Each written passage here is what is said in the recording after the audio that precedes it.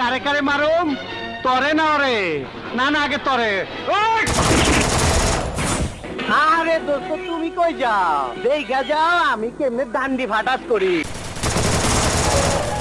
তোমারে তো চিনলাম না মিয়া জি আমার নাম মিশকাত আমি রসুলপুরের হাফিজ মাস্টারের ছেলে কেমন আছিস ভাই মাই কেমন আছে জি ভালো আয় এদিকে আয়। এইবার বন্ধু কও কি জানি কইবার চাইছালা তুমি মানুষ খুন করেছো, তুমি খুনি। আরে এইরকম অনেক খুন করছি